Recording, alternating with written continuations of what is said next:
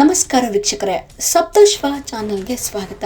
Devil ಸಿನಿಮಾದ ಸಂಭ್ರಮಾಚರಣೆಯಲ್ಲಿ ಪಾಲ್ಗೊಂಡಿದ್ದ ಯುವಕ ಮನೆಗೆ ತೆರಳುತ್ತಿದ್ದ ವೇಳೆ ರಸ್ತೆ ಅಪಘಾತದಲ್ಲಿ ದುರ್ಮರಣಕ್ಕೀಡಾಗಿದ್ದಾನೆ. ಹೌದು, ಶಿವಮೊಗ್ಗ ಜಿಲ್ಲೆಯ ತೀರ್ಥಹಳ್ಳಿ ತಾಲೂಕಿನ ರಂಜತಕಟ್ಟೆ ಸಮೀಪದ ಶಿವರಾಜಪುರದಲ್ಲಿ ಈ ಘಟನೆ ಸಂಭವಿಸಿದೆ.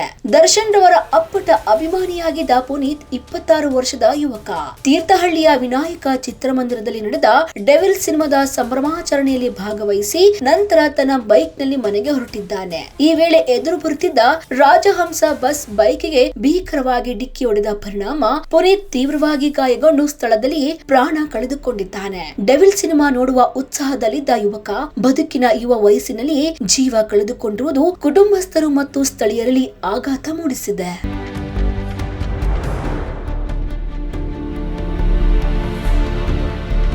ನೋಡಿದ್ರಲ್ಲ ವೀಕ್ಷಕರೇ, ಇದೇ ರೀತಿಯ ಇನ್ನಷ್ಟು ಹೊಸ ವಿಡಿಯೋಗಳಿಗಾಗಿ ನಮ್ಮ ಸಪ್ತಶ್ವ ಟಿವಿ ಕನ್ನಡ ಚಾನೆಲ್ನ ಸಬ್ಸ್ಕ್ರೈಬ್ ಮಾಡಿ, ಲೈಕ್ ಮಾಡಿ, ಶೇರ್ ಮಾಡಿ. ಧನ್ಯವಾದಗಳು.